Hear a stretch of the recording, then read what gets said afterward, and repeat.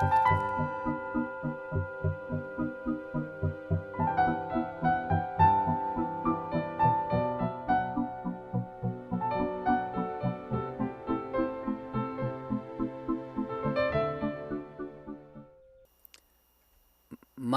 treasures, astrological tertans and terma.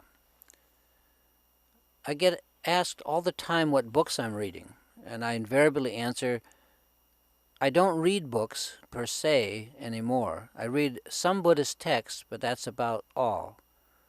I realize this is a bit of a smug answer on my part, and maybe I'm deflecting the question rather than trying to explain what it is that I am doing about my reading habits.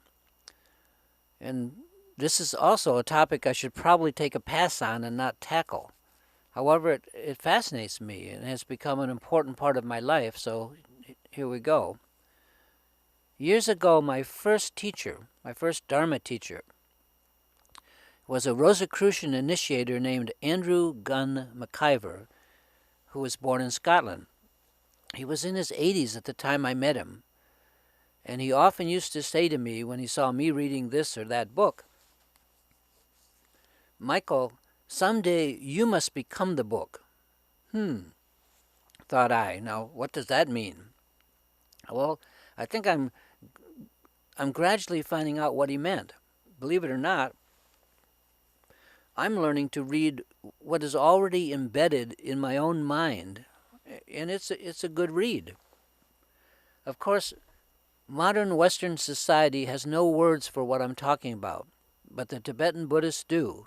They call it mind terma, which translates to something like mind treasures, so that there are treasures in our minds embedded there that we can read like we now read books. The Tibetans even have a wonderful story about how astrology, which I'm an astrologer, how astrology entered our world system ages ago in a place in China called Mount Wutaishan. At that place, Wutaishan, there are 5 mountains in the shape of a square with the tallest mount in the center, like a die for the number 5. And I've been to Wutaishan in China, and I've climbed to the top of all of these 5 mountains, and we did puja. I did it with my teacher. But that's another complete story, or completely other story. The takeaway from that ancient legend is that it was then that the 84,000 astrological dharmas are said to have sprung from the head of the Bodhisattva Manjushri at Mount Wutaishan, and they were hidden in our world long ago, many of them actually embedded in the mind itself. And there they are, waiting to be found by us or someone like us. Indeed, I ask, why not us? The operative question then becomes, just how can we do it? How can we read the mind? How can we learn to find the hidden astrological treasures that are within our mind? And the answer seems to be, first of all, gradually, by becoming more aware of the nature of the mind itself, in which these astrological treasures, or terma, that's what they're called, or teachings, are hidden. So in my opinion, it's that simple or that complex. And it's written that hidden terma of any kind will be found when they're needed by humanity, always at the right time, when we most need them. And I'm not speaking of the pure Dharma treasure teachings, but here I'm just talking about astrological Dharma treasures that are embedded in our mind, because those are kind of the only ones that I personally have actually found any of. In the Tibetan teachings, a treasure finder called a tertan is one who finds a mind treasure and grasps its nature.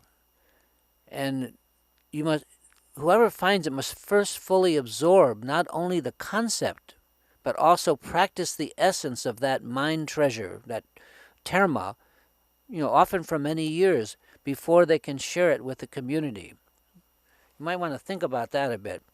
So it would make sense that astrologers find these mind terma, these astrological treasures, or that anyone who finds them perhaps becomes an astrologer. I can't say that I know exactly how this works. What I do know is that it does work, because I've actually been learning myself to read from the treasure book of my own mind, and astrology is right near the top of my reading list. Of course, this can't be done by just brute force, but rather slowly, much like the old kids' game of pick-up sticks, by removing one bit of our mental obscurations after another until we can see right through. The tools that we need to do this are those of mind practice, the various kinds of meditation. I'm not going to go into that here, but I've written extensively on meditation, and it's easy to find stuff that I've written, or videos or audio blogs like this one. The theme of this particular audio blog is just to point out to astrologers or anyone else that's interested that there are reading materials other than the New York Times bestseller list, or even what you can find in your favorite metaphysical bookstore. The mind itself is vast and it's wondrous. After all, every idea of value has at one time or another been found somewhere in the mind. And astrological ideas, which we'd say astrological terma, are no different whatsoever. Now, I admit that it takes time, it takes perseverance and practice to read in the mind, but its rewards are virtually unlimited. And in this practice, you're not reading the mind of some other person, but rather in the mind that we all have access to, the true nature of our own mind. These astrological treasures are hidden close to us. I mean, as close as our own mind. There's nothing closer. And I don't want to get too personal here, but almost all of the astrology techniques that I use in my work as an astrologer have been found and taken from the mind itself rather than from pre-existing books.